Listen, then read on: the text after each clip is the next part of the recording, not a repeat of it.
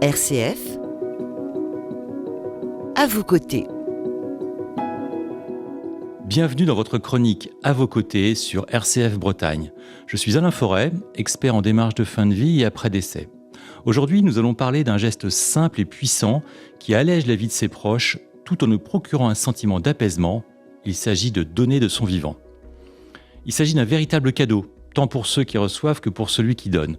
Vous allez voir que c'est un acte bienveillant qui permet de faire place nette, d'éviter les tracas posthumes et de choisir la transmission de ses biens en toute sérénité. Pourquoi anticiper ces dons ? Quand une personne décède, ses proches doivent gérer le deuil, les démarches administratives et souvent un tri colossal d'objets et de souvenirs. Vider une maison peut s'avérer émotionnellement éprouvant et source de conflits. Plutôt que d'imposer cette charge à vos héritiers, pourquoi ne pas choisir vous-même ce qui doit être donné, vendu ou transmis ? C'est le principe du Döstädning qui nous vient de Suède et qu'on pourrait traduire par l'art de ranger sa vie avant de partir. Cette méthode consiste à trier, ranger et donner progressivement ses biens pour éviter d'accumuler inutilement et permettre à ses proches de vivre un deuil plus serein.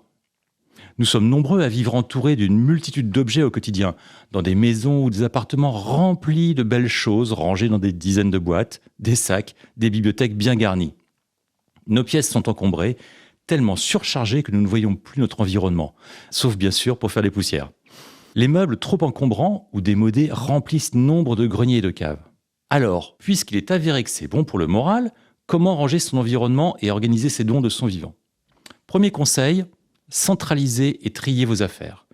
Comme pour l'organisation des documents administratifs dont j'ai parlé dans une chronique précédente, le premier pas consiste à rassembler ce que vous possédez, les vêtements, les objets du quotidien, les meubles, les souvenirs. À partir de là, vous faites un inventaire mental.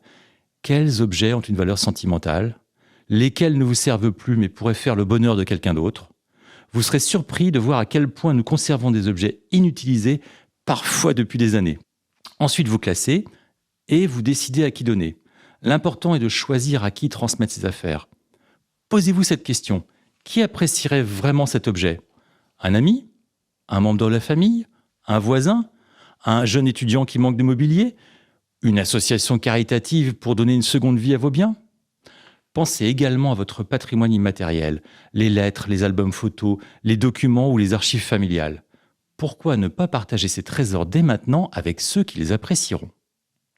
Troisièmement, profitez-en pour expliquer et partager l'histoire des objets.